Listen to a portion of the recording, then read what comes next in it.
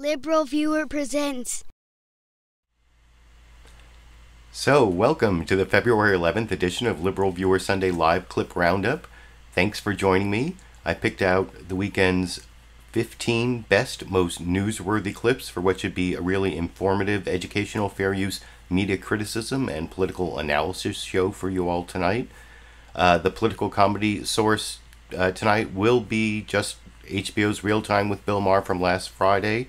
No Saturday Night Live because of the Olympics until March. I will have a clip from Bill Maher's monologue on the big topic, the Trump likes abusers title that I put for my video, and it has to do with people accused of domestic violence. Rob Porter, the White House staff secretary, who just left the White House in the last few days because of these allegations that apparently have been lingering for quite some time. And then this other guy, was it Dave Sorensen? Is his first name Dave? Last name's definitely Sorensen. He also just left, a speechwriter. And it brings up all these questions about Trump and abusers. And in addition to the monologue clip, I'll have this other Bill Maher clip with this New York Times columnist Bari Weiss that talks about the MeToo movement and the need for due process. And some parts of it, there are a couple different parts. One part is kind of similar to this tweet from Donald Trump today that's about the need for due process. Or actually, it was a tweet from Donald Trump on Saturday following the Real Time with Bill Maher segment that made me wonder, did Donald Trump watch that segment? And then there's also this Steve Bannon clip that kind of relates to what Bill Maher and Bari Weiss were talking about. So look for that at the end of the big topic of Trump likes abusers. Then I'll have a few short clips on a couple other topics on the budget that passed, which is kind of a sleeper topic, very important but not much covered in the Sunday morning news analysis shows, and the Russia scandal and the Democratic response memo to the big Nunes memo that was the news last week. Those will be the clips at the end. If you want to see the list of the 15 clips that I'm showing you, I have my clip list, a link down in the video description. If you're watching this as a recorded show, there should be topic indexes down there so you can switch between the three topics. And the first clip I want to show you, like I said, is from HBO's Real Time with Bill Maher, the monologue, 2 minutes from the monologue on how Trump seems to really like the wife beaters. And then I'll talk about that clip after I watch it with you over here. The government is open, and the White House can get back to the important business of hiring wife beaters. Oh, you saw this guy? You've been following this Rob Porter guy at the White House? Okay. Oh, yes, and Trump now is mad again at General Kelly. You know General Kelly, his stone-faced chief of staff. I call him General Unelectric.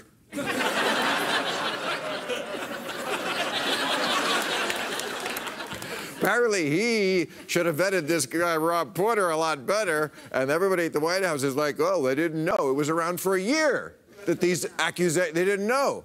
His Secret Service code name was Floyd Mayweather.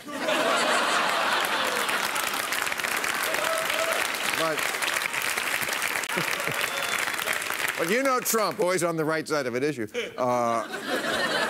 He sprang right into action. He told this Rob Porter guy, he said, I want your resignation letter on my makeup table in the morning. You clean out your Chris Brown CDs and your brass knuckles and get out of here. Oh, yeah. So, and this guy's a Mormon. A Mormon domestic abuser? Wow, what's that like? To the planet Kolob, Alice! Fans of the Honeymooners, you gotta love that in an audience. But also the interesting thing is Rob Porter, whatever his name is was dating Hope Hicks. You know Hope Hicks, the 29-year-old chief of communications there at the White House? And Hope Hicks used to date Trump's campaign manager, Corey Lewandowski. And there is rumors that Corey Lewandowski actually dropped the dime on Rob Porter for stealing his woman. Tune in tomorrow for another episode of All My Douchebags. Now, one interesting thing about that monologue clip there, the Corey Lewandowski tidbit, rumor, gossip, whatever, that was in Bill Maher's monologue was not in any of the news roundups about this topic or news summaries on this topic that I'm about to show you from the big five corporate outlets of ABC, NBC, CBS, CNN, and Fox News, the so-called corporate media here that I take the rest of my Sunday news analysis show clips from.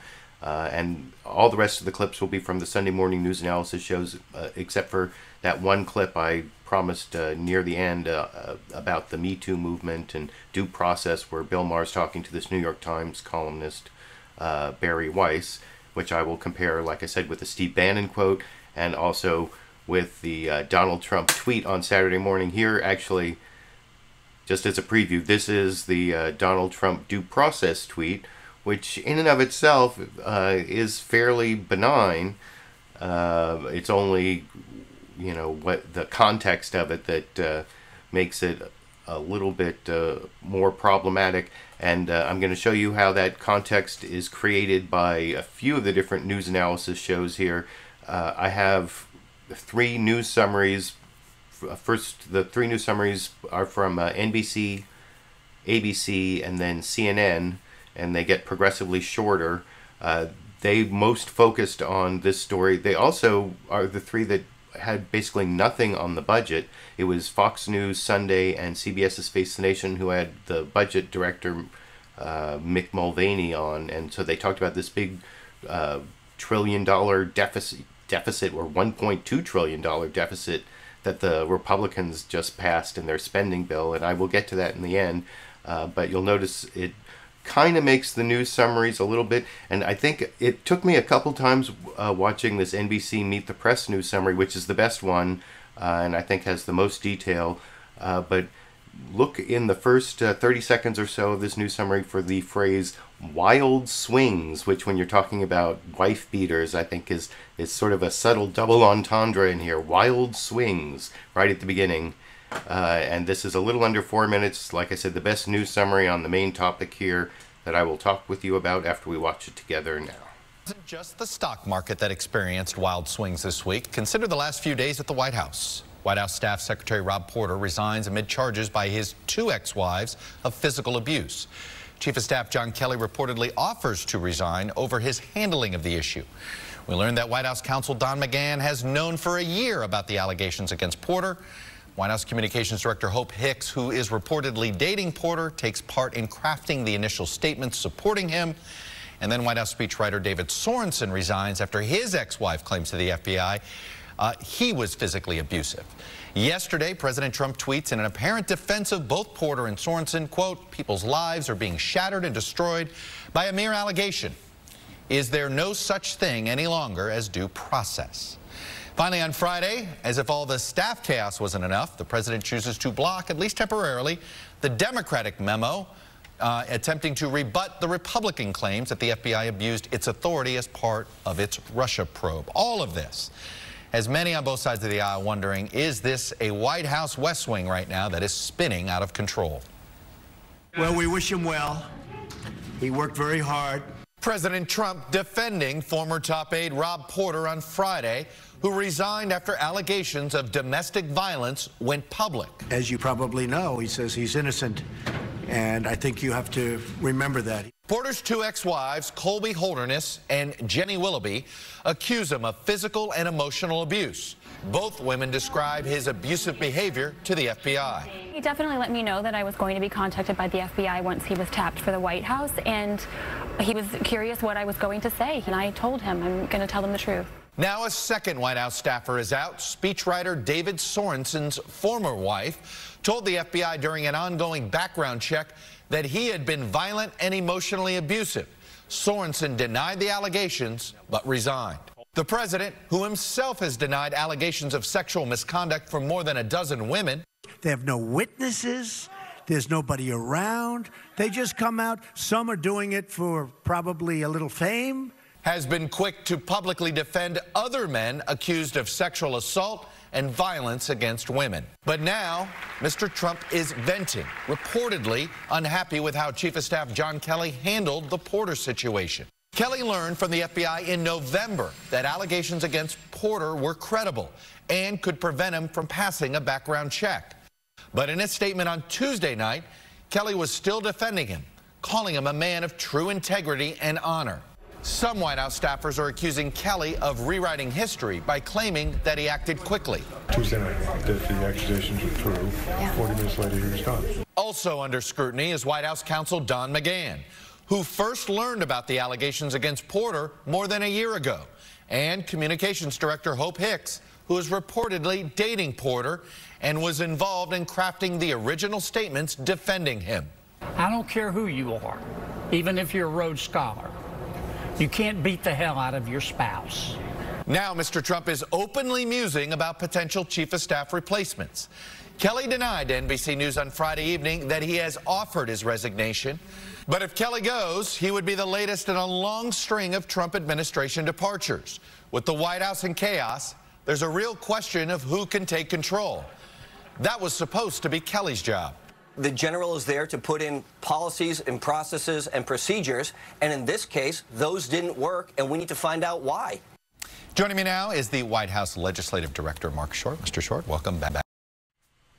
And you'll see, I will have a clip from Marc Short a little bit later, the White House Legislative Director, and I let it play through that last part just to make the point that I often make, that one of the reasons I show these news summaries is because they the guests, the newsmakers who I have a stronger argument that the newsmaker clips are fair use rather than the news summaries, which are more the work product of the corporate news outlets. So though to the extent I criticize them, I do still have a fair use argument with those.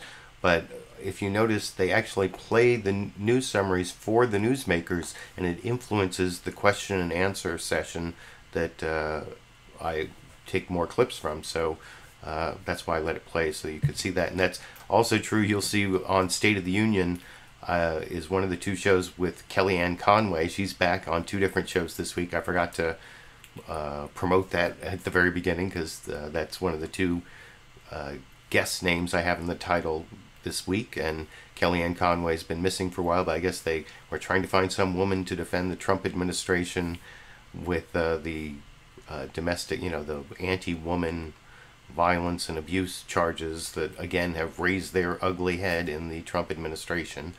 And so I guess that's why Kellyanne Conway's out this week, or you can let me know what you think down in the comments section. I have two more news summaries to show you. One is ABC's This Week with George Stephanopoulos, then CNN State of the Union. The George Stephanopoulos one is just a little bit shorter than the NBC one. It also has the theme White House in Chaos, pretty much all the same facts in a little bit different order. You can decide, like I said, I think NBC is slightly better. Maybe it's just because it's slightly longer and more detailed, but you can let me know what you think down in the comment section after we watch that ABC clip now together here. White House aides resigned this week, charged with abuse by their former wives.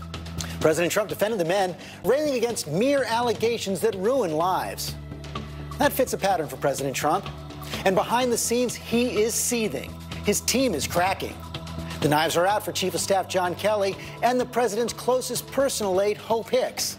A staff shakeup is looming. Just another week in the Trump White House.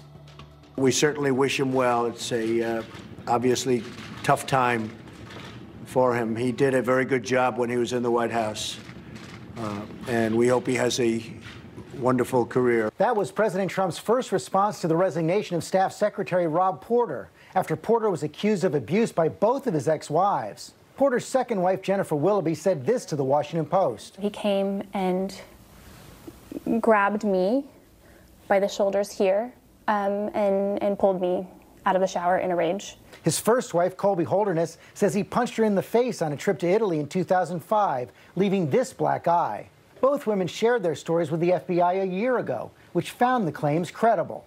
One factor preventing Porter from getting a permanent security clearance. No mention of that from President Trump on Friday. Now, he also, as you probably know, he says he's innocent. And I think you have to remember that. He said very strongly yesterday that he's innocent. And on Saturday, he doubled down with this tweet. People's lives are being shattered and destroyed by a mere allegation. Some are true and some are false. Some are old and some are new. There is no recovery for someone falsely accused. Life and career are gone. Is there no such thing any longer as due process? Trump has a history of dismissing claims of abuse and sexual misconduct against friends like Bill O'Reilly. I know Bill. Bill's a good person. I don't think Bill would do anything wrong. Allies like Alabama Senate candidate Roy Moore. He totally denies it. He says it didn't happen. And, you know, you have to listen to him also. And, of course, himself. Every woman lied when they came forward to hurt my campaign. As you have seen, I am a victim of one of the great political smear campaigns in the history of our country. All contributing to his low approval rating with women, just 29%. And this latest White House crisis may be the final straw for Chief of Staff John Kelly. Are you saying that the Chief of Staff of this White House had no idea that Rob Porter's 2 ex-wives had domestic violence allegations against him when they made those claims to the FBI, that John Kelly did not know that? How is that possible the Chief of Staff did not know that? Well, again, this is part of an ongoing investigation. Tough questions for Kelly after he initially called Porter a man of true integrity and honor, despite reports that he'd known about the allegations for months and taken no action. The Chief of Staff has told Trump he is willing to resign, and the president now sounding out possible replacements, including economic advisor Gary Cohn, budget director Mick Mulvaney, and Congressman Mark Meadows. And we are joined now by Counselor to the President, Kellyanne Conway. Kellyanne, thanks for joining us. Hi, Jordan. And there you can see Kellyanne Conway was watching that whole news summary. In fact, they mention it a little later in the questioning, which is why, like I said, I played that all the way through. And I thought that was also a very good news summary. I like the polling about women in there, which I don't think was in the NBC news summary, although they showed a whole bunch of polling later from NBC.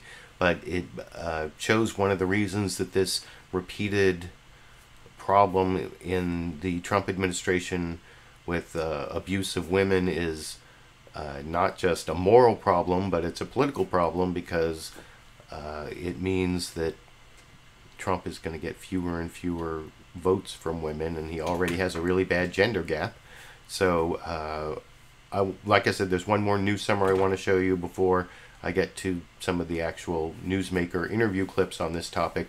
This is much shorter. It's about 1 minute and 10 seconds. It's CNN's State of the Union, where Jake Tapper starts off, and you'll see this time at the very beginning of the clip, Kellyanne Conway sitting there. So she's also watching. She's sitting right next to Jake Tapper while he does this news summary, where he talks about how the State of the Union is very troubled, and goes right to the black eye picture from the domestic violence from White House Staff Secretary Rob Porter, and fits in pretty much all the same facts from the last 2 news summaries, just without as many details over here. Hello, I'm Jake Tapper in Washington, where the State of our Union is very troubled by that photograph of Colby Holderness with a black eye. As the Trump White House deals with fallout from the way it handled domestic violence allegations against now former Staff Secretary Rob Porter, President Trump appeared to directly take on the broader MeToo movement, tweeting Saturday, quote, "People's lives are being shattered and destroyed by a mere allegation. Some are true and some are false. Some are old and some are new. There is no recovery for someone falsely accused. Life and career are gone. Is there no such thing any longer as due process?" In the case that has shaken the White House, the mere allegations that forced Porter out of his job consisted of harrowing accounts by 2 former wives, Jenny Willoughby and Colby Holderness, told to journalists and to the FBI under threat of perjury, plus a former girlfriend with a police restraining order filed by Willoughby, and photographic evidence of Holderness with a black eye that she says she got from Porter. Still, when the president chose to address the matter on camera Friday, he offered no condolences to the women or to victims of domestic violence. He instead said it was a sad and tough day for Porter. He pointed to Porter's claims of innocence, and he wished him a wonderful career. Here with me is Counselor to the President, Kellyanne Conway. Kellyanne, thanks so much for... And like I said, I'm going to have 3 Kellyanne Conway clips. I think it's 2 from ABC's This Week with George Stephanopoulos and 1 from CNN's State of the Union. But before I get to them, I wanted to show one Fox News Sunday clip. Fox News Sunday didn't really do a news summary, neither did, on this issue, neither did CBS's Face the Nation. Both of them did a little bit of a better job on the budget deal, which weren't covered by the first 3 networks. And they also had, like I said, the budget director Mick Mulvaney on. This next clip is Mick Mulvaney, but actually talking about the Trump likes abuser scandal, as I've titled it, or the problem with domestic violence and Trump not seeming to sympathize, and talking about due process rather than anything having to do with the victims. And here is Mick Mulvaney's answer, and I think it's kind of an interesting juxtaposition to the Kellyanne Conway clips. The next 3 clips are all Kellyanne Conway clips, and here's like the talking points that Kellyanne Conway is riffing off of, maybe, because it's really simple. It's like, well, look what they, the answer is, well, look what we did. We got rid of him really quickly, and he's gone. So Trump must think this is important, even though he never said anything about it, but he must think it's important based on what he did. And that's the and Chris Wallace in this clip, I think, does a fairly good job of cross-examining a Trump administration official in a journalistic way on an issue that is critical of the administration, which is not something you see a lot on Fox News, I guess, and not even always on Fox News Sunday, but in this 2-minute clip, I think, over here. Ask you about that zero tolerance, because President Trump has been criticized for his response to the Rob Porter scandal. Here's what he said on Friday. Take a look.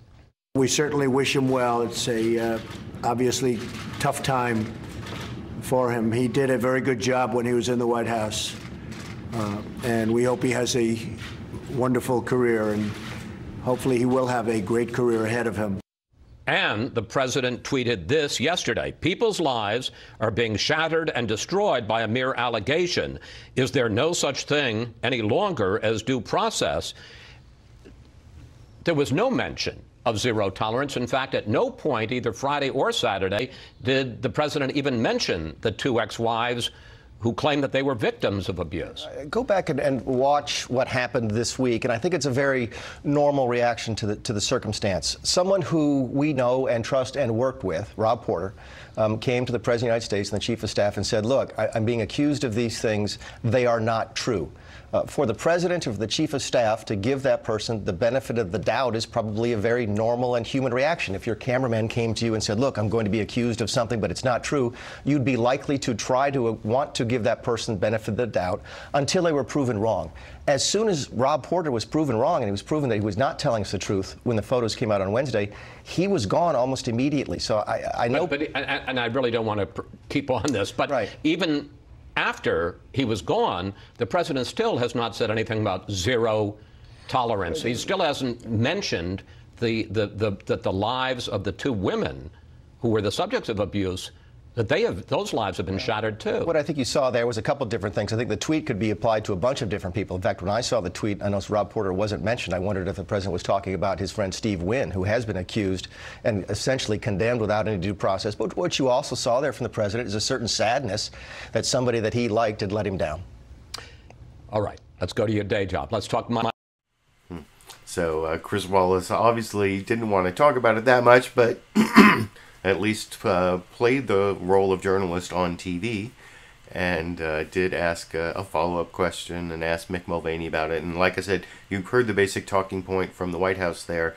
Now, both ABC, both George Stephanopoulos on ABC's This Week and Jake Tapper on CNN State of the Union, they were much less reticent to get into this in much greater length with Kellyanne Conway. I have 2 clips from ABC and then 1 clip from State of the Union, mostly because I watched ABC first, and a lot of it was duplicative. I heard Kellyanne Conway say a lot of the same things. First here is George Stephanopoulos asking about that due process tweet, and then following up with how Donald Trump is really downplaying the victims. And this is not that much longer than the Mick Mulvaney answer, but it seems a lot more heated, a lot more confrontational. You can let me know what you think after we watch it together here. President's tweet from yesterday. I want to put it back up for our viewers to see. President writing, people's lives are being shattered and destroyed by a mere allegation. Some are true and some are false. Some are old and some are new. There is no recovery for someone falsely accused. Life and career are gone. Is there no such thing any longer as due process? Does the president believe that Rob Porter is falsely accused? Well, Rob Porter no longer works at the White House. These stories were breaking overnight on Tuesday and again on Wednesday morning. And by Thursday, he was out of the White House. And you have to look at the result here. Rob Porter has gone from one of the top aides to Donald Trump, our president, to no longer working there. I think the president, like the rest of us, were shocked and disturbed by the allegations. This is not the Rob Porter any of us have worked with. But, George, you are looking at contemporaneous police reports, at pictures, at detailed allegations by these women. And yes, we are a nation of laws. We are a nation of due process, and all sides should be heard out. But you also can't ignore what you see in front of you, and I think that's what we're all saying. We take domestic abuse very seriously, child abuse, drug use, sexual harassment. All of these are serious issues, but they're not Republican or Democratic issues. These are scourges on our society of many, many decades. But Kellyanne, you just said you take this seriously. You just said the president is shocked. The president himself has not said that. He didn't say he was shocked. He didn't say he was disturbed by these allegations. He didn't say that he was taking domestic violence seriously. He said you have to pay attention to the fact that Rob Porter says he's innocent, and then he talks about mere allegations, people being falsely accused. So let me ask you again, does the president believe that Rob Porter is falsely accused? The president believes, as he said the other day, you have to consider all sides. He has said this in the past about incidents that relate to him as well. At the same time, you have to look at the result. The result is that Rob Porter is no longer the staff secretary. The president tells me that he learned just this week when the rest of us did what these allegations are, these pictures, the contemporaneous police reports, the detailed information is having been provided to the FBI. And we are all trying to process that against the person that we worked with for over a year.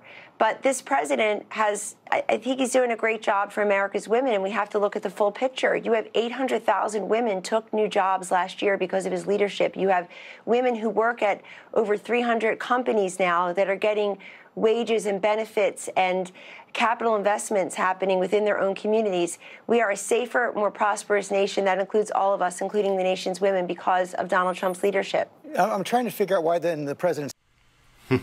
So, yeah, that was a much more aggressive response, I think, and it also folded in a bunch of talking points about how great Trump is and how great he is for women, because the economy is growing, which isn't really, that's one of the things Trump inherited that he takes credit for, as I'm not the first person to say. And I want to show you, if that wasn't the most aggressive of all the answers from Kellyanne Conway, the really aggressive answer came in this next clip, which is a little bit longer. This is George Stephanopoulos again asking Kellyanne Conway why it is that Trump always seems to side with abusers. And then when George Stephanopoulos does this follow-up question about a tweet from Kirsten Gillibrand, that's when Kellyanne Conway goes like totally ballistic, which I will discuss with you after we watch that 4-minute, 16-second clip together over here. Can't the president say so? There does seem to be a pattern here. When a friend or an ally, a man of the president's, gets in trouble with these allegations of abuse or sexual harassment, the president's sympathies immediately go to the man, whether it's Bill O'Reilly or Roger Ailes or Roy Moore or Rob Porter. Why is that, and do you understand the problem that creates for the president? What I understand is that this is a man who shows great compassion and understanding for women on many different issues. I frankly wouldn't work there if that were not the case. I could be dozens of other places for lots of money. Why would someone like me and many other women be there? He is an excellent boss to work for, an excellent boss for women, for working mothers, frankly. And I believe he's there. I know that he's there as President of the United States because he wants to do well across all Americans. In other words, do good for the country. And we are a more prosperous nation. Unemployment among women is at an 18-year low. That should matter to people. And I do see him express sympathy, and he has many times come to the aid of women privately, whether he has secured employment for them or given them a hand up, read an article about them, and had his team back at Trump Tower contact them and try to help them. That's the Donald Trump I see and I know, and I really would ask everyone else to look at that many times as well. You can feel many different things about the same situation, but I know that he has great empathy and compassion. In fact, when he had the press pull in on Friday, where he made those comments, he was meeting with two gentlemen who he invited into the Oval Office because he had read their story about they attended the inauguration, he sent them money, and they used the money for their ailing father. But at the time, he talked about no coverage. At the time, he talked about pointing to Rob Porter saying he was innocent. As you know, there's been a strong reaction to this from Democrats. He did not say that. On Capitol, he said he pointed to Rob Porter saying he is innocent. That's exactly what the president did say. But I want to talk to Kirsten Gillibrand. She put out a tweet responding to the president yesterday. She said the president has shown through words and actions that he doesn't value women. It's not surprising that he doesn't believe survivors or understand the national conversation that is happening. If he wants due process for the over dozen sexual assault allegations against him, let's have congressional hearings tomorrow. Do the president's accusers deserve due process? George, let me say something. Those accusers have had their day on your network and elsewhere for a long time. They were trotted out again late last year. And I don't need a lecture from Kirsten Gillibrand or anybody else who protected and defended and harbored a sitting president who had sexual relations in the Oval Office and was impeached for lying. I don't need a lecture from her or anybody else. And she since, of course, has said that President Clinton had resigned. But let's call this for what it is. That's a Democratic Party bereft of any ideas and any accomplishments. Every single thing that's happened has been without them. In the course of a month, her Democratic Party voted to shut down the government, sat on their hands when patriotic things were being said and honored at the State of the Union, including a 12-year-old boy who put flags on 40,000 veterans' graves. Oh, and not a single one of them voted for a tax cut that is already helping millions and millions of American workers, including women. So this is about a party auditioning for 2020, perhaps herself included, going so far to the left. Remember what they said? Yep. That they're not going to deal on anything until they get DACA. The president put forth the first piece of document to Congress on DACA on October 8th. What are they doing? He has said he will give a pathway to citizenship for the 1.8 million. But he also has the budget caps going. We have $6 billion for opioids. We have $4 billion for veterans. We're going to fund our military, as General Mattis has said we are. Where is the Democratic leadership? And yes, these are all very serious considerations when it comes to women in the workplace. I've been talking about it for years myself, and I've been a victim of it myself. But the fact is, you can't look at the victim based on her politics or where she works, and you can't just talk about this issue in a context without recognizing that this is a Democratic Party bereft of other ideas and accomplishments. You packed a lot into that answer. I want to ask a final question on this subject. So, wow, that was like danger, danger, danger, attack, attack, attack. I think it was the suggestion that Donald Trump has a problem, and the idea that Donald Trump's accusers have all gotten their due process because their stories have been aired on television. That I don't know if that's true, and if the Democrats take over the House of Representatives, I think there's a good chance that they might hold hearings where those women can come and get some sort of process to air their grievances. But that was a pretty nasty attack on Kirsten Gillibrand and also on Democrats in general that was meant to divert attention away from something that seems to me Kellyanne Conway found kind of dangerous. And speaking of things that Kellyanne Conway should find kind of dangerous, the one question I want to show from Jake Tapper on CNN's State of the Union to Kellyanne Conway, not because this is shorter and even though the Jake Tapper interview covered a lot of the same ground, and there was a lot of Kellyanne Conway's answers were similar to what you just saw on ABC, so I'm not going to take her answers to the same questions again. But one of the questions that Jake Tapper asked her at the end was about Hope Hicks, who apparently was dating the White House Staff Secretary Rob Porter, who just left with the domestic violence allegations. And Jake Tapper asked if she was worried about Hope Hicks' safety, whether she's in danger. And I don't know. I think Jake Tapper's follow-up question may have actually saved Kellyanne Conway from a huge gaffe here. Or maybe it didn't save her, maybe. And I don't think she ever really explains why she said what she said. In a way, she almost doubles down. Well, whatever. I'm kind of like explaining a clip you haven't seen yet. So here's this 2-minute clip from CNN State of the Union that I will talk about with you after we watch together over here. White House Communications Director Hope Hicks, who apparently is dating Robert Porter. Porter's second wife, Jenny Willoughby, said she's worried about Hope Hicks. Take a listen. It worries me for a lot of reasons. I mean, it definitely worries me because if I'm being frank with you, if he hasn't already been abusive with Hope, he will. Are you worried at all about Hope Hicks? Well, I'm very close to Hope Hicks, and I don't worry about her in that respect. I'm sorry for any suffering that this woman has endured. But in the case of Hope, I've rarely met somebody so strong with such excellent instincts and loyalty and smarts. I didn't have the presence of mind and the professional capabilities at her age that I see in her every single day. She's definitely strong, but strong women get abused too. It's not just weak women. Oh, many women get abused, no question, and let me agree with you on that. There's a stigma and a silence surrounding all of these issues. Again, whether it's drug abuse, child abuse, certainly intimate partner and spousal abuse. There's no question that it knows no demographic or geographic bounds. Right. No question, Jake. So let's put that there. But in the case of Hope, Hope carried on this week. She was at work every single day. She's doing her job as beautifully as she always does it. You saw the president's very strong statements in support of Hope, that she's fantastic. And we all feel that way about Hope. And that she, respectfully, she's got a great support system around her. She's got a beautiful family, wonderful friends, colleague, and a boss who respects and relies upon her tremendously. Well, we care about her too. But I hope those who are suffering silently come forward locally and come out, because again, these are societal scourges that preceded this White House, that will follow this White House. But those who are in a position to do something about it ought to, and not just once or twice a month in some scintillating story. Kellyanne Conway, always good to have you here. You. Thank you so it's much for being here, and I meant what I said about the opioid story that we're going to work on. We'll be back. Thanks for being here, and congratulations.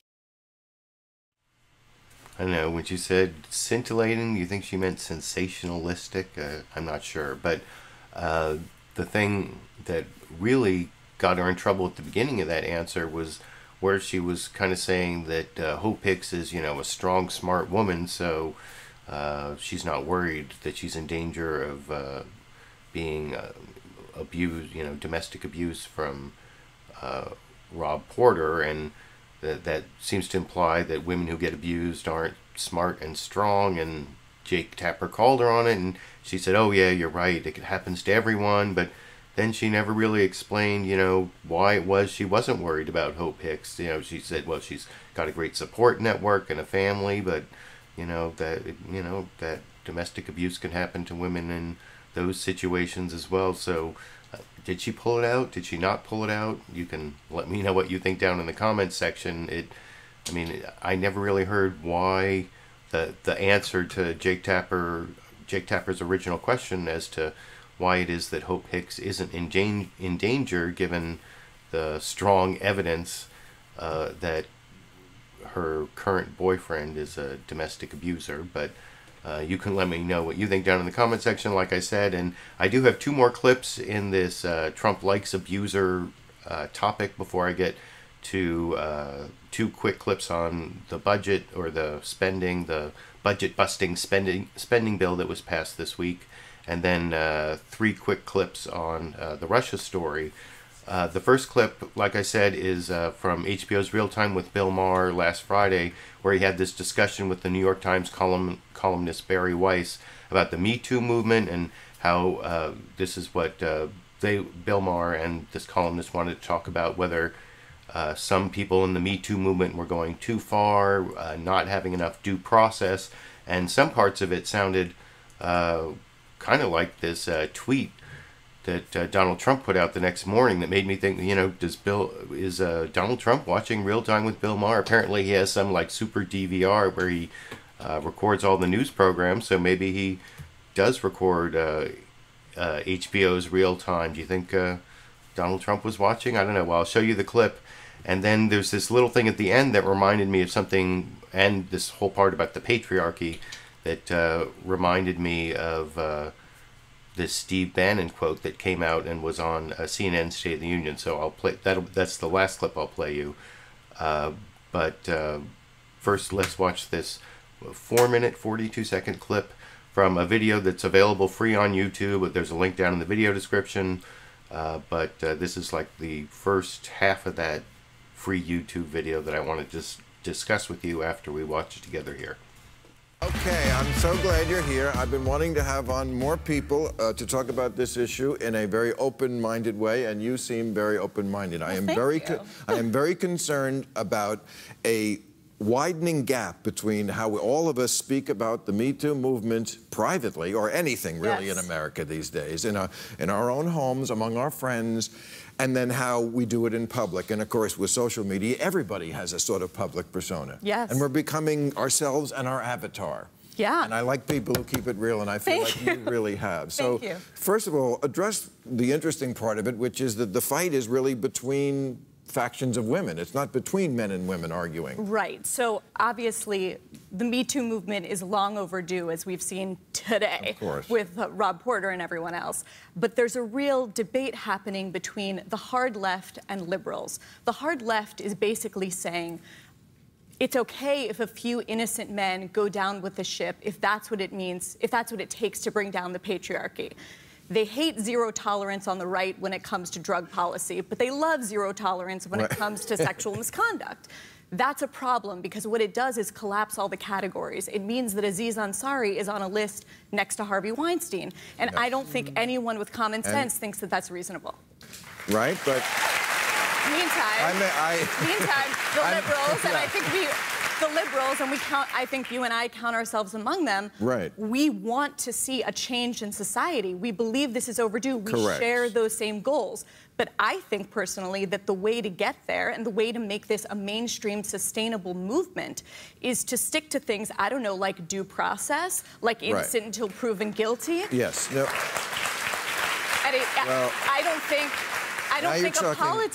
don't think a politics that basically says this category of person, men, is toxic and tainted is a good kind of politics. We see where that ends up. And what about men just shut up? Because Matt Damon? Well, everybody, not just him, but no men spoke at the Golden Globe. Right. You know, men, and when a man does say the wrong thing, and Matt Damon, by the way, did not say the wrong thing. No, he said the most anodyne thing in the world. Exactly, and then he said, after he said what he said, which is rape is... apologized and said, I should just shut up. Yeah. This is what I'm asking. This is not going to help, because, you know, after he said what he said, he added, but both those things, he was talking about rape and a pat on the butt. One is worse than the other, but he said both should be eradicated, never condoned. Yes. And, you know, when you're wrong, even when you say the right thing... What's a problem? So this is why... Then I feel like a husband. Look, if you want to understand why people are silencing themselves, why are people silencing themselves on this issue?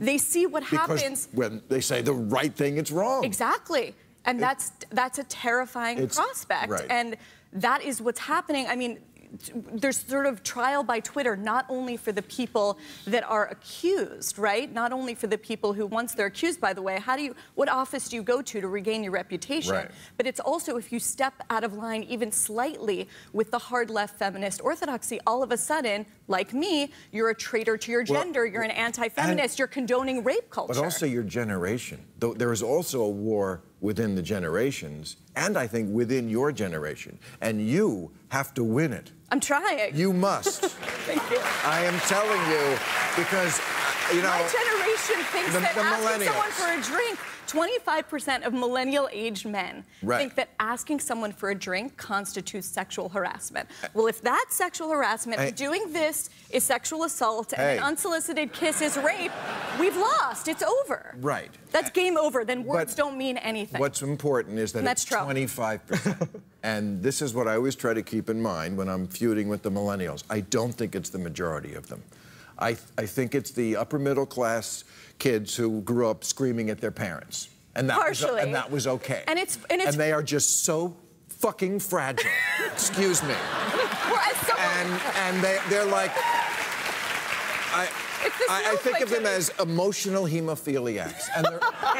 And the rest of us have to be so careful around Don't touch the me, Bill. I know, I'm sorry. I'm gone. Take my penis out. Cut it off. Now that cut it off joke that Bill Maher made at the end, remember that one because it relates to the next clip having to do with Steve Bannon, and which also has to do with the Golden Globes, because it's what Steve Bannon reportedly told this guy Joshua Green, who just wrote a book, and he released this new news in the paperback when Steve Bannon was watching the Golden Globes. He talked about the patriarchy and some other things that I'll show in a minute. But I wanted to talk about the due process first and a couple other things about that Bill Maher clip. First, I think we're going to hear a lot more about the fragility of the millennials, and Bill Maher is going to continue taking on the millennials, because not only was there that clip but that I saw on Friday, but I was able to go and see Bill Maher live on Saturday here in Sacramento, here right when at the end of the show, when he was getting his ovation. I took this really quick 2-second video. So there, that's Bill Maher taking a bow here on the stage in Sacramento. Last night I got to see him live. I've actually seen Bill Maher many times. I first saw him live do a stand-up before he ever even got Politically Incorrect on ABC. I actually saw a taping of Politically Incorrect on ABC in 2001, before 9/11, before he got fired for saying, you know, that U.S. troops were cowards for their remote control bombing compared to the 9/11 terrorists who, like, went down with the ship or whatever. And I've seen him many times. More and more of his routines, I have to say, you know, when he attacks liberals and talks about Islamophobia and stuff,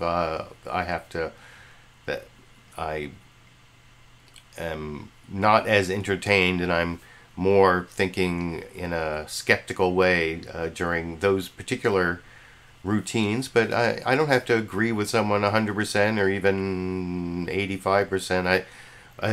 I think Dennis Miller lost me years ago, who I used to like when he had an HBO show, but now Dennis Miller on Fox News.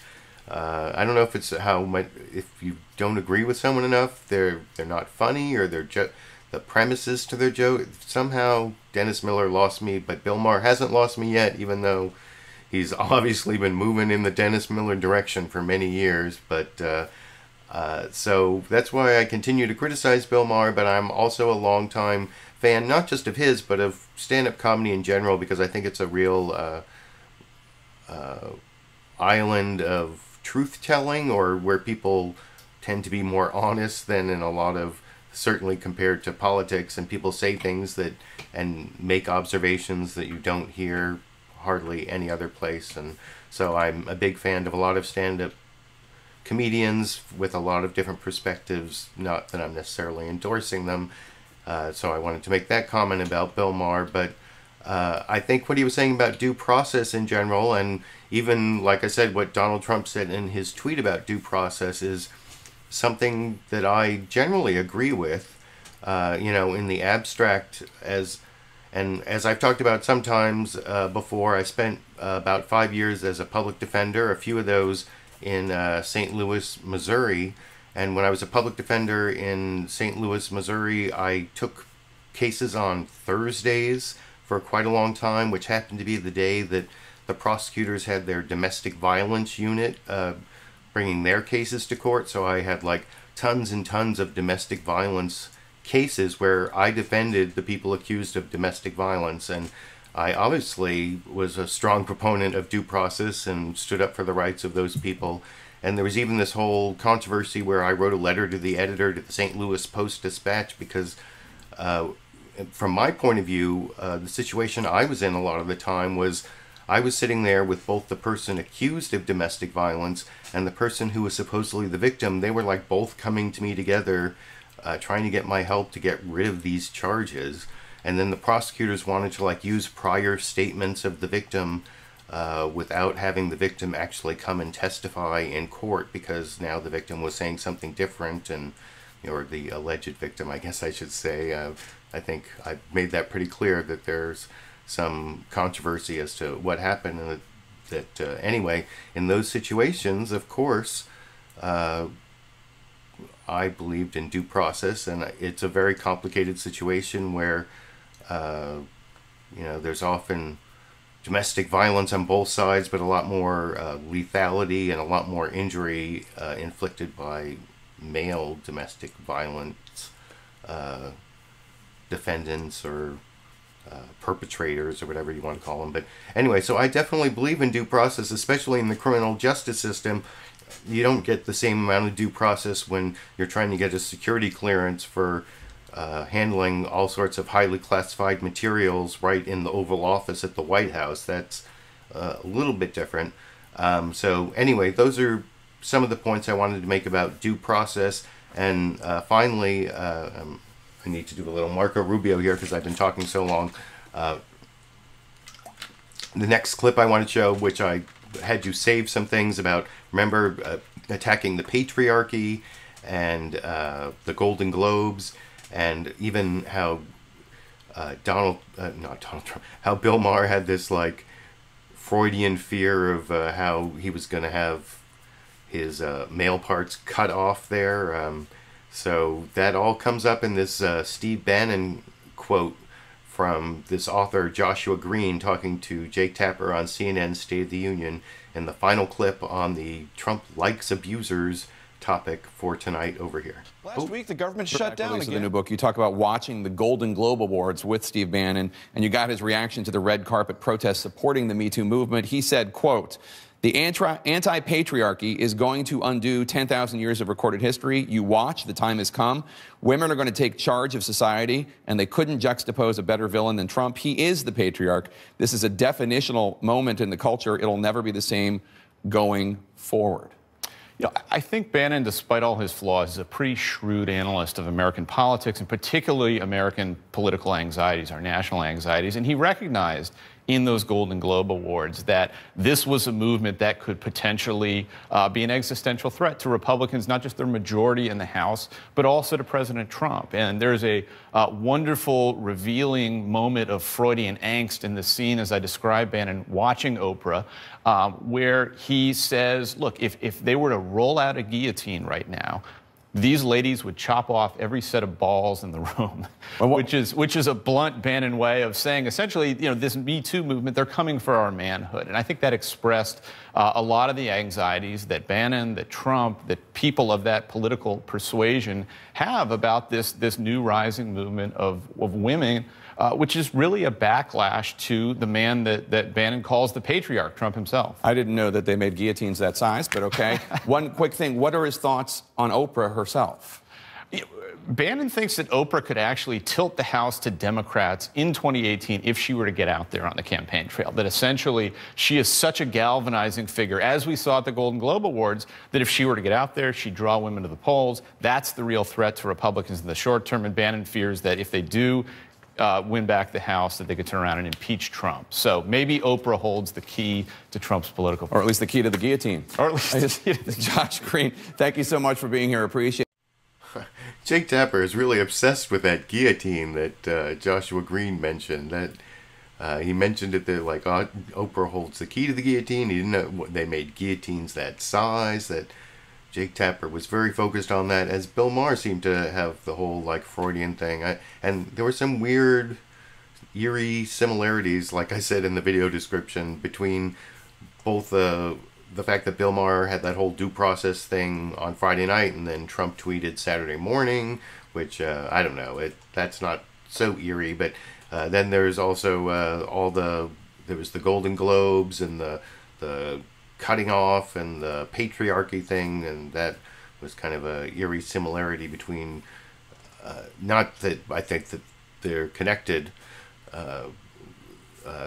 in some causal way, but it's the fact that liberals like Bari Weiss and Bill Maher supposedly are liberals, that they are having some of the same concerns, worrying about extremes of the patriarchy that you hear from Steve Bannon, that the smashing of the patriarchy is going to change society. And some people would say, good, let's smash the patriarchy and get rid of 10,000 years of human history, or whatever it was that Steve Bannon said, that, and let's have actual equality. Not that the innocent should be thrown out with the guilty, at least certainly not in a criminal justice system. It's actually just the opposite. You're supposed to let innocent people go free to avoid convicting. You're supposed to let guilty people go free in order to avoid convicting the innocent.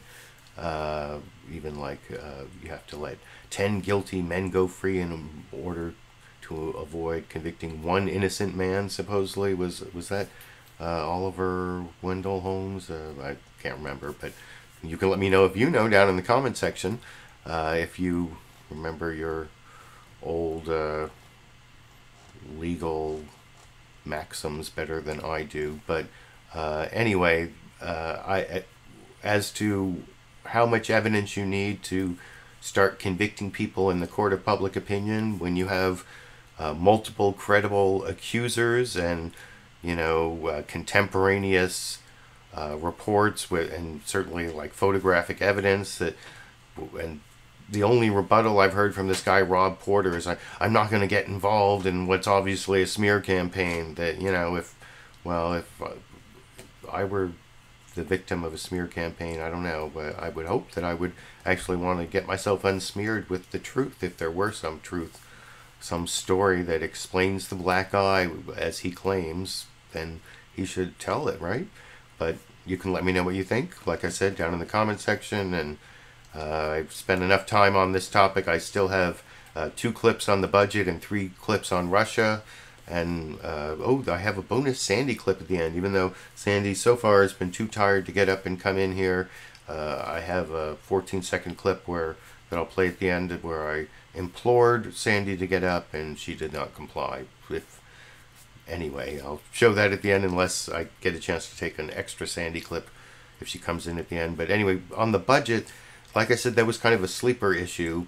And it's really important because Republicans have had this whole Tea Party movement over, the debt's too big, the deficit, which is the amount every year's budget adds to the total debt owed by the United States. The total debt is like $20 trillion. Obama's big deficit right around when he started, when he was trying to get the economy moving again, and the TARP that whole thing, and making sure the banks didn't collapse and all that. That was like $1 trillion deficit, and that's what started the Tea Party movement. And they were all outraged that anyone could spend that much. Well, the spending bill, the Republicans and some Democrats just passed. There's going to be a $1.2 trillion deficit at a time when the economy is going really well. And that was the topic of 2 clips I'm going to show. First, a little bit shorter one from CBS's Face the Nation. Major Garrett sort of introduces it.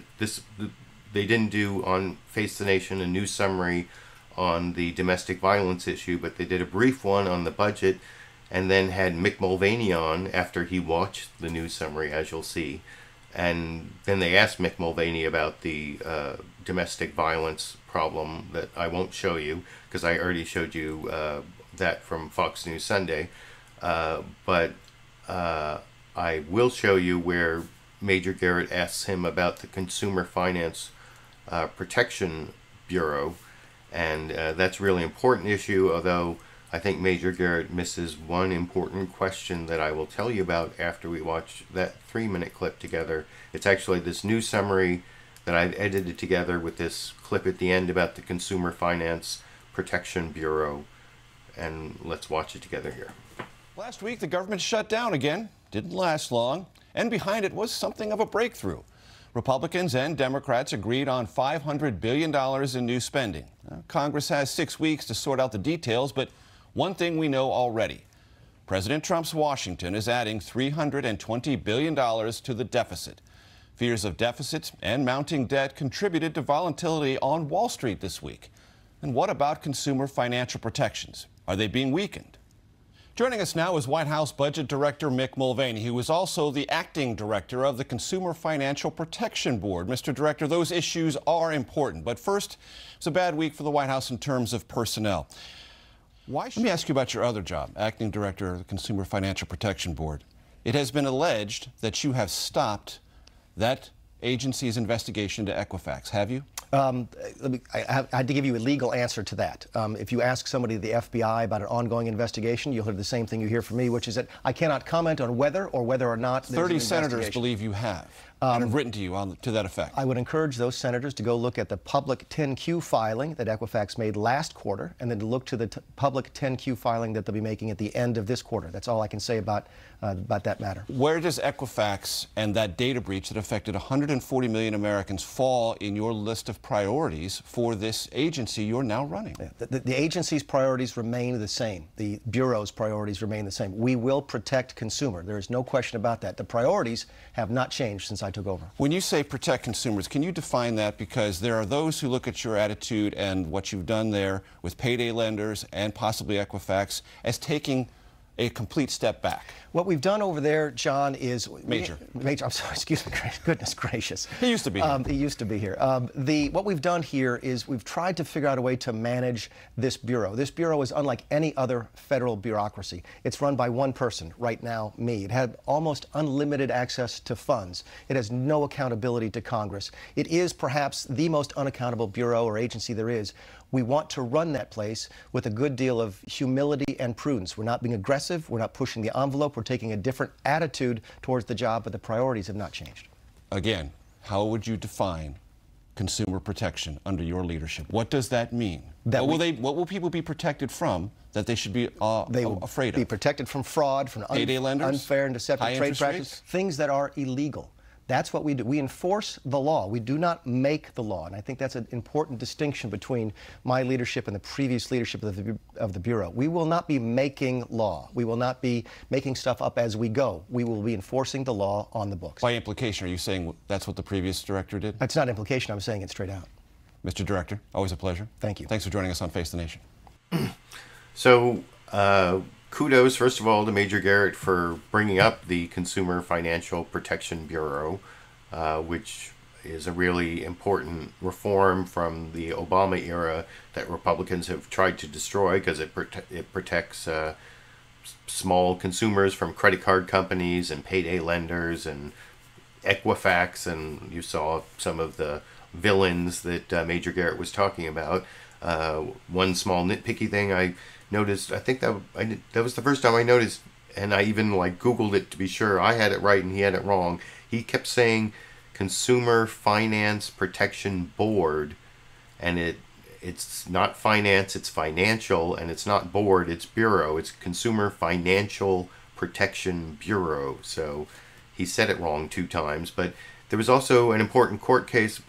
I didn't look it up. I thought it was Supreme Court, but it might have been Circuit Court, or there was the court case that actually installed Mick Mulvaney as the director of the Consumer Financial Protection Bureau when there was a deputy director appointed when Cordry. It's not Rob Cordry. Rob Cordry. It's not one of the Cordrys from The Daily Show. But was it Rob Cordry? Anyway, he left to run for some office, and that's how Mick Mulvaney became the acting director of the Consumer Financial Protection Bureau. But there's also been a court case that pretty much says that the way that the Bureau is set up is constitutionally fine, and the powers given to the Bureau are not a problem. Courts have supported this reform from the Obama era, and Major Garrett did not ask about that when he was talking to the director, and the director was saying that his own bureau was too powerful and he had to rein in the powers, and he didn't ask him about the court case. So that was my other criticism. And then, like I said, I have one second clip here on the budget, and this is Mick Mulvaney from Fox News Sunday, and talking about the budget. And I think that Chris Wallace actually did a really good job of pointing out what I was saying before about how Republicans claim to, hate deficits, and that Obama was a big spender, and now Trump is a bigger spender than the Democrats, and they blame the fact that, they needed Democratic votes to pass this spending bill. But this is Chris Wallace kind of refuting that and cross-examining Mick Mulvaney about it in a way that I think is not just pretending to be a journalist or playing one on TV, but this is something that seems like Fox News really cares about, because they're on like the more corporate side.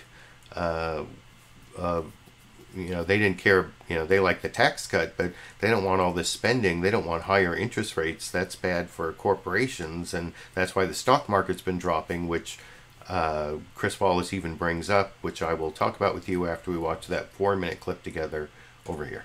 During your confirmation hearing for this job back in January of 2017, you criticized the Obama presidency for overspending. Here you are. I believe as a matter of principle that the debt is a problem that must be addressed sooner rather than later. I also know that fundamental changes are necessary in the way Washington spends and taxes if we truly want a healthy economy. But under this new plan, with the new spending, the deficit will rise from $439 billion in 2015 under Obama to a projected $1.2 trillion in 2019 and trillion-dollar deficits for the years after that.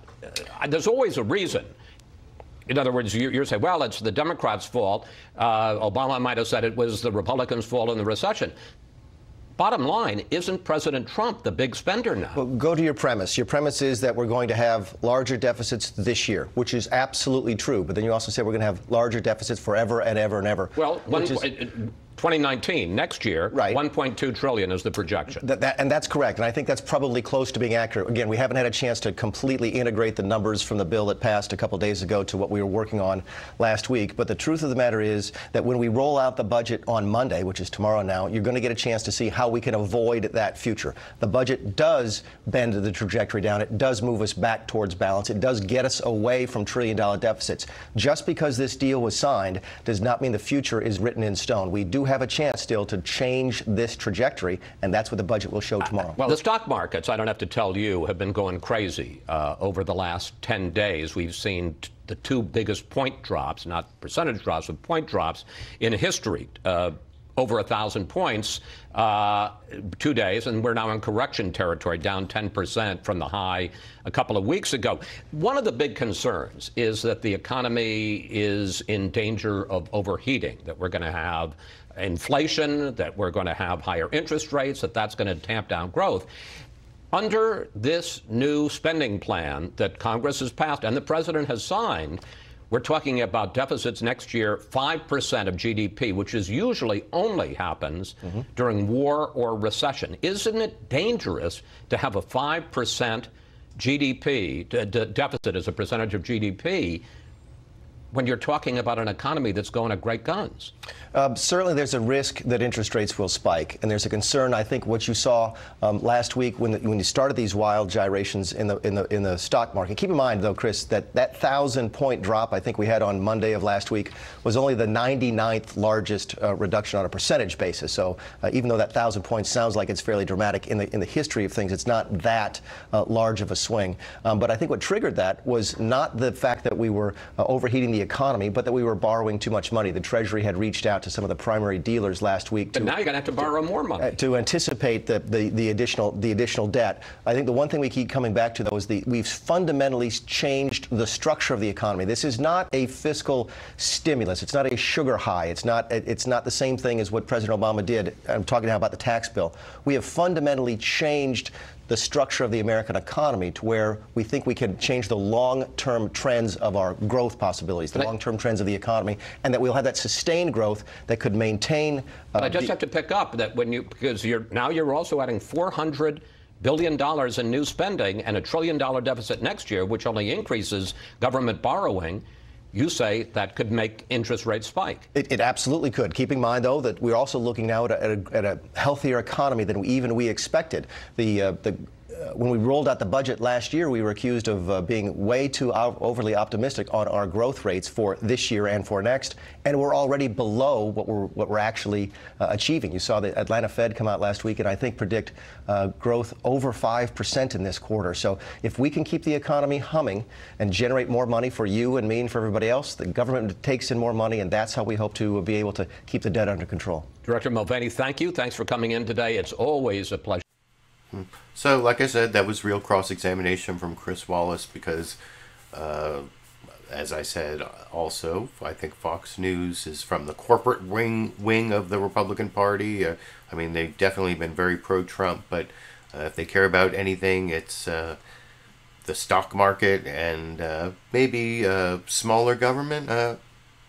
It's hard to tell what the Fox News conservative principles are beyond supporting the president. A lot of the time are these days, but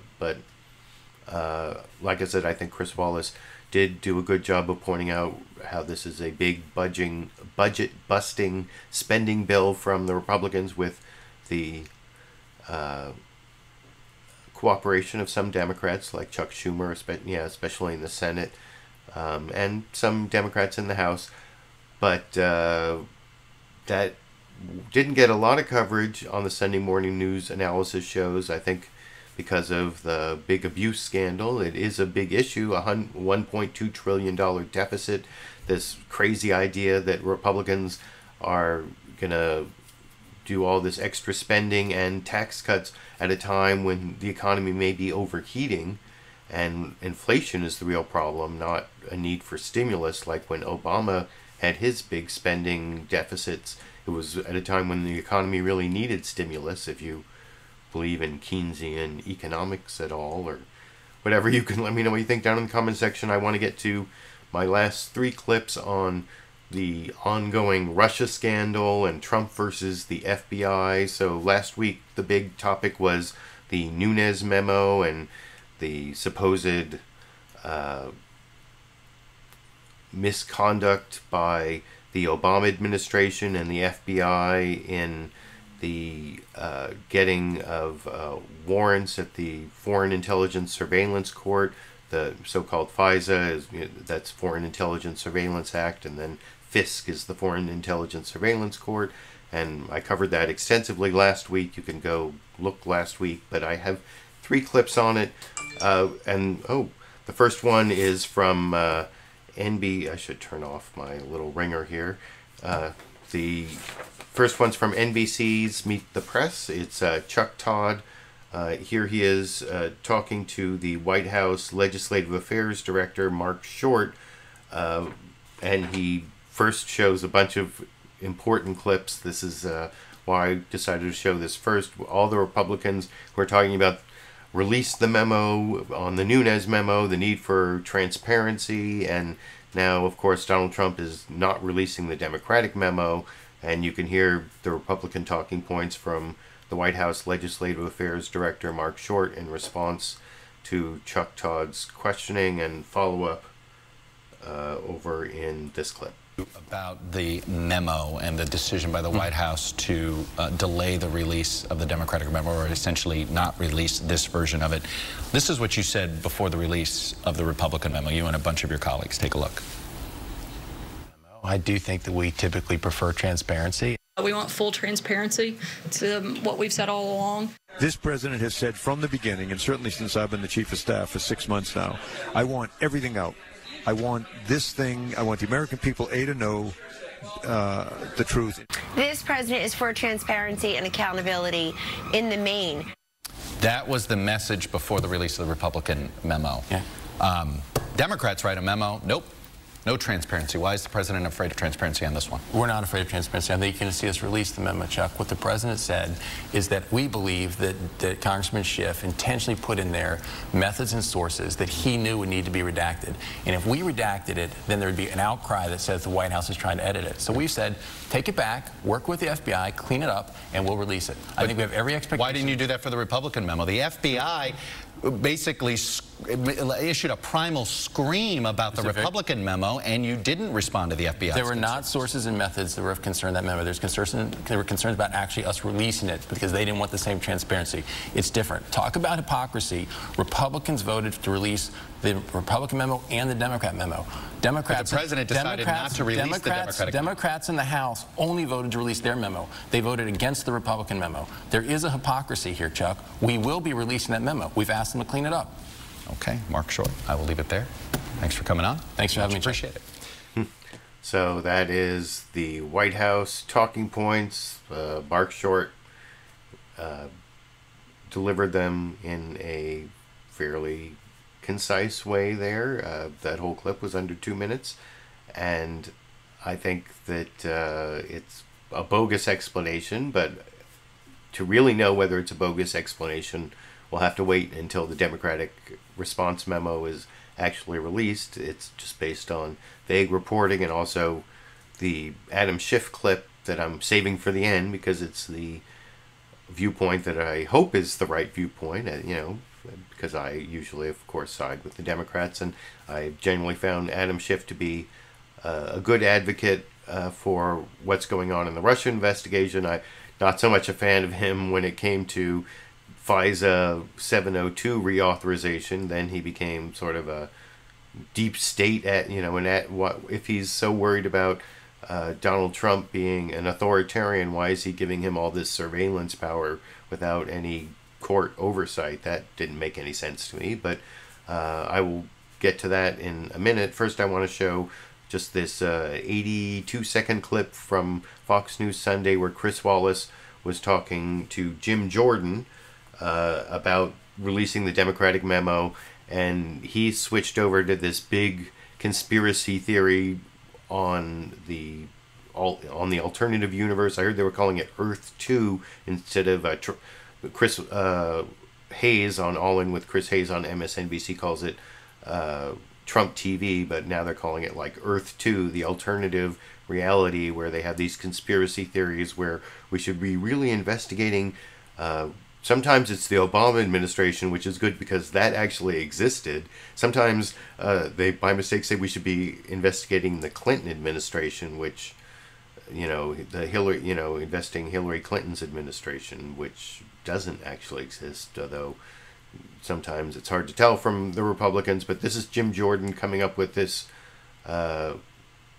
weird conspiracy theory about the latest FBI agent, Peter Strzok and his girlfriend texting back and forth about POTUS wants to know everything about what we're doing on September 2nd, and Chris Wallace never follows up about that date, September 2nd, which I will explain to you why that's really important, that Chris Wallace should have followed up and did not, after we watch that 82-second clip together here. More question for you, and I got less than a minute. Friday evening, the president sent the Democratic memo on FISA and the FBI back to the House saying that there's too much sensitive intelligence in it. Yeah. Democrats have to rewrite it. How do you answer folks who say, well, the president just ignored the criticisms from the FBI when it came to the Republican memo, but now he's using their objections to delay the Democratic memo? President was in a no-win situation. The way Schiff constructed the memo, if he redacts it or doesn't release it, he's not for transparency. If he releases it, he actually jeopardizes sources, methods, and potentially lives of Americans and others who help in our intelligence community. He was in a tough situation. But that wasn't the big news this week. The big news this week was the text message from Lisa Page to Peter Strzok where she said, POTUS, referring to President Obama, POTUS wants to know everything we're doing. And the significance of that, Chris, was when it came. July 5th, they let Clinton off. No charges brought against Clinton. Into July, Peter Strzok opens the Russian investigation. Peter Strzok, the same agent who ran the Clinton investigation. And then September 2nd, you have this text message which says, POTUS wants to know everything we're doing. Peter Strzok, the guy ran the Clinton investigation, ran the Russian investigation. That's the real takeaway this week on the whole Russian matter. All right, we're going to have to dig down into that. We'll have you back. It's always interesting to talk to you, Congressman Jordan. Thank you. Thank you for your time. Please come back, sir. I will. Take care. So, I don't know, Chris Wallace might have wanted to spend at least another 15 or 20 seconds pointing out that what Jim Jordan really said there was, in July, the Hillary Clinton email investigation was over, and that's right around when they started the Russia investigation, and it was in September that Lisa Page, the girlfriend, said to Peter Strzok, the FBI agent, and the girlfriend is a Justice Department lawyer, and they say, POTUS wants to know everything we're doing. And that's when they're doing the Russia investigation, and that September 2nd date happens to be a few days before he was going to meet Vladimir Putin and tell him to, cut it out, and wanted to talk about what Russia had done. So it's, totally justified that he would want to get information, and doesn't show interference by Obama with the FBI investigation in any way. And the fact that Republicans even try to pretend Obama interfered with investigations by these really subtle means when Trump, like, directly says, you know, I wish my FBI were doing this, you know, they should really be, you know, they should go and get Hillary, and whatever. It's just irony overload. Or, well, you can let me know what you think down in the comments section.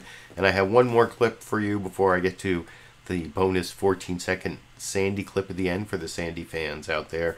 Though Sandy has not come and she's not here. This is like a bonus clip of Sandy refusing to come and lie down. But here, before I get to that, here is a little under 4.5 minutes. Adam Schiff over on Face the Nation talking to Major Garrett and, you know, basically refuting the last two clips I showed you from Marc Short and from Jim Jordan, where they're saying, you know, that we're not releasing the memo because the Democrats are playing around with sources and methods, and they're trying to make Trump look bad. And if you want to see Adam Schiff responding to those arguments, and I think making the better argument, but you can let me know what you think after we watch that last news clip for the night over here. He joins us from, as they say, beautiful Burbank, California. Congressman, good morning. The president, as you well know, and as the nation has learned, declined to release the memo that you and the staff of the House Intelligence Committee on the Democratic side drafted. The president tweeted about this, as I'm sure you're also well aware, yesterday. Let me read that for the audience. The Democrats sent a very political and long response memo, which they knew, because of sources and methods and more, would have to be heavily redacted, whereupon they would blame the White House for lack of transparency. Told them to redo and send back in proper form. Congressman, was the memo improperly drafted and in bad form?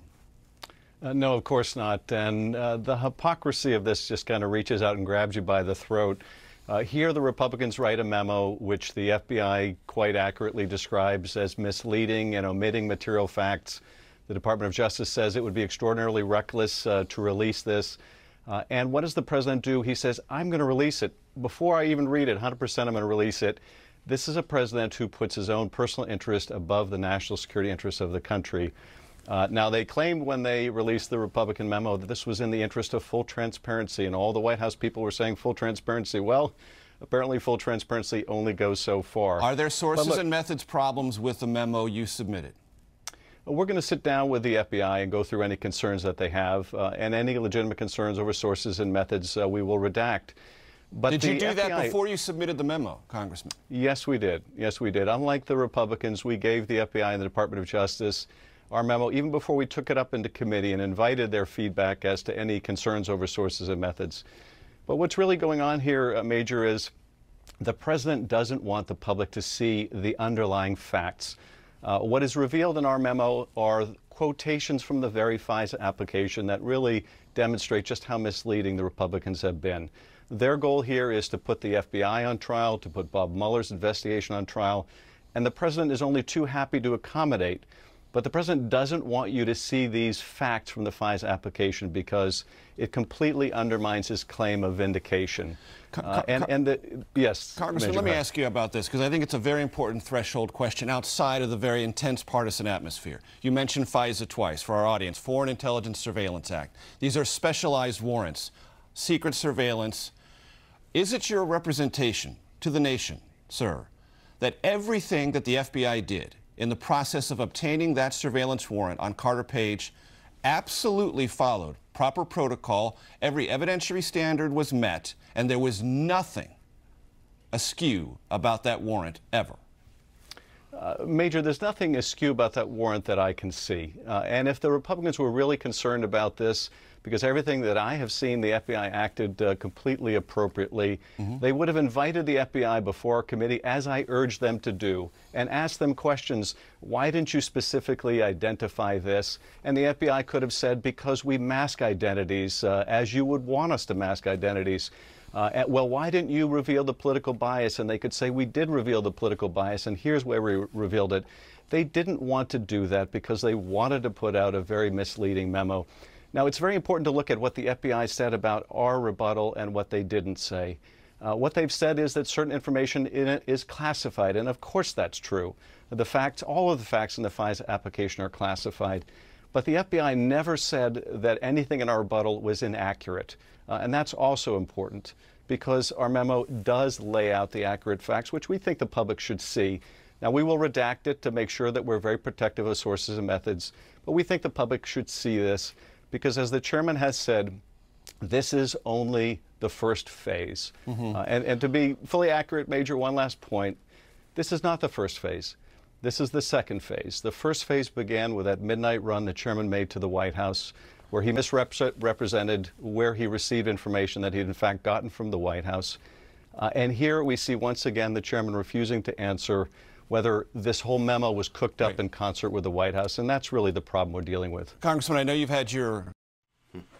So that was the last clip, and like I said, I think that Adam Schiff gave a good rebuttal to the accusations you saw in the previous two clips from Republicans claiming that the Democrats in their Nunes memo rebuttal were deliberately putting in sources and methods to get redactions and being political, and that was all well and good. And then I don't really fault Major Garrett for that follow-up about whether there was actually any misconduct in getting the warrants, because that's something we don't know about, and there's apparently an Inspector General report going on about the FBI agents thing earlier, but then there's actually a part of the clip I didn't show where Major Garrett talked about how a couple Republican senators, Chuck Grassley and Lindsey Graham, are kind of writing their own version of the Nunes memo, but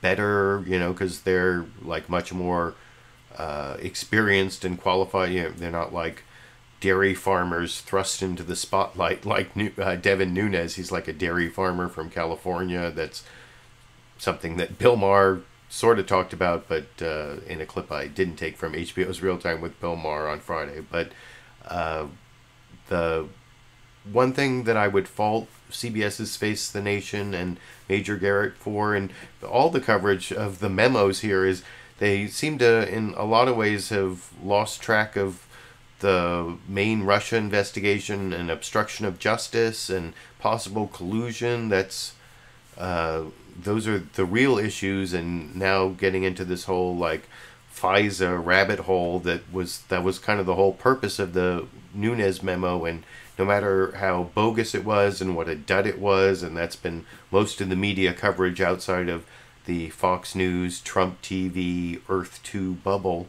I still think that it serves some purpose in diverting attention and news coverage and focus. And anyway, you can let me know what you think down in the comments section.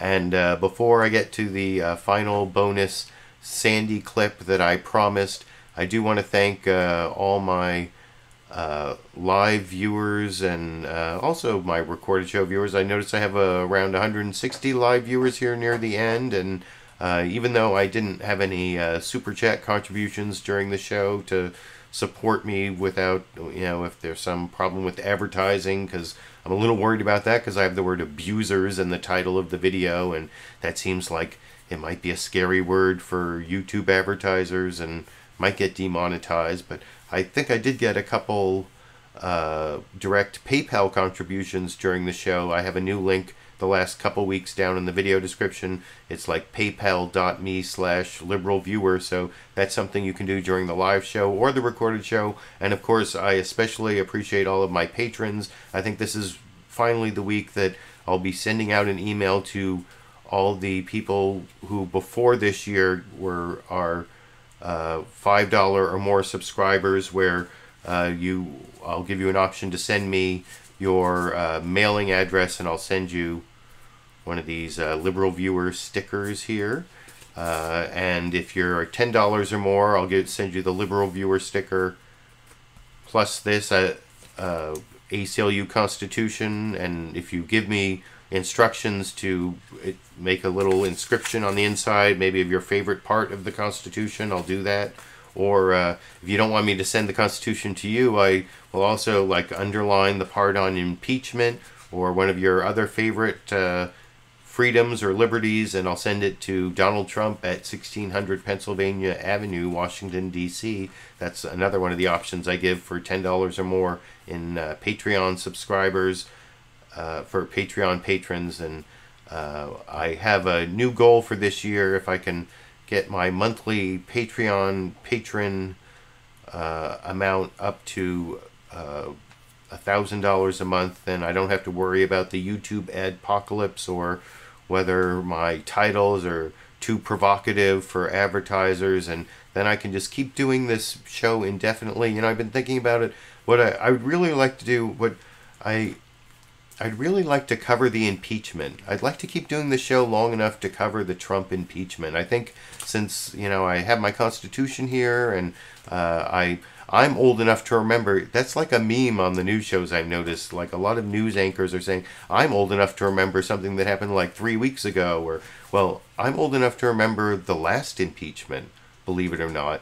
And I also have studied constitutional law and this Constitution here, and I would like to cover the impeachment in live shows and keep going through that. That probably is not going to happen till 2019 at least. So if you want me to keep going and cover the Trump impeachment and keep going every Sunday, bringing you the best clips from the Sunday morning news analysis shows from the big 5 corporate outlets with some political comedy mixed in, then you can support me giving me a thumbs up, giving me just a supportive comment down there in the comment section, or like I said, all those financial ways you can make it easier for me to spend pretty much 8 to 10 hours every Sunday for the last 251 Sundays doing this show. And I will continue doing it next week and every week for the foreseeable future. And I guess until next week, or until I have some other reason to upload a video for you,